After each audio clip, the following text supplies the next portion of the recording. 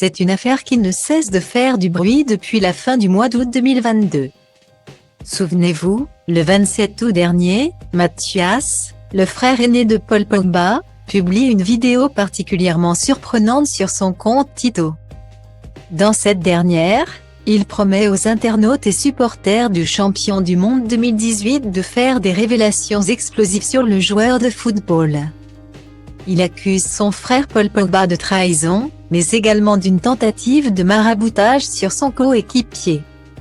Datalink People égale à 59 69 01 98, 36 26, 4 AE9 à 9 F35 à 458 F5 F343 00 Kylian Mbappé.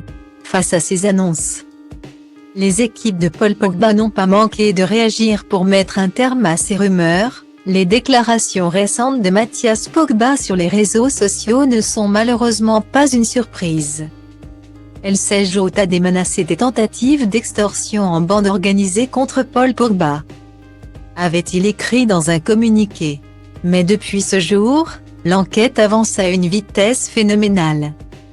Ce samedi 17 septembre 2022, Mathias Pogba a été mis en examen pour des chefs d'extorsion en bande organisée et participation à une association de malfaiteurs en vue de préparation d'un crime.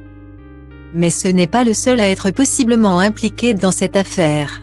En effet, 4 autres suspects ont également été mis en examen et incarcérés, des chefs d'extorsion avec armes en bande organisée. Arrestation, enlèvement, séquestration ou détention arbitraire pour préparer ou faciliter la commission d'un crime ou d'un délit, participation à une association de malfaiteurs en vue de la préparation d'un crime.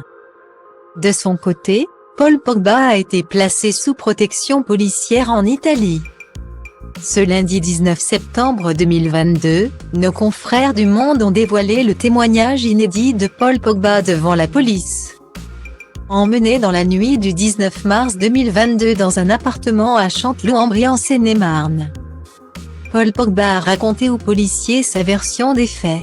Menacé par 2 hommes, il a raconté avoir été emmené par des amis dans un appartement de région parisienne après un début de soirée dans la capitale. Une fois sur place, le joueur aurait été forcé d'éteindre son téléphone, qui lui a ensuite été confisqué. J'avais peur. Les 2 gars ont rebraqué leurs armes sur moi. Du coup, en étant braqué ainsi sous la menace, je leur ai dit que j'allais payer. Ils criaient « Ta gueule, baisse les yeux ». L'un des 2 cagoulés a parlé à l'oreille de Roujdan, l'un des 5 suspects incarcérés. Note de la rédaction. Quand les gars cagoulés repartent, Roujdan m'a dit qu'il fallait que je les paie. Sinon on était tous en danger, a-t-il confié. La somme réclamée, pas moins de 13 millions d'euros, dont 3 millions en espèces. Affaire à suivre.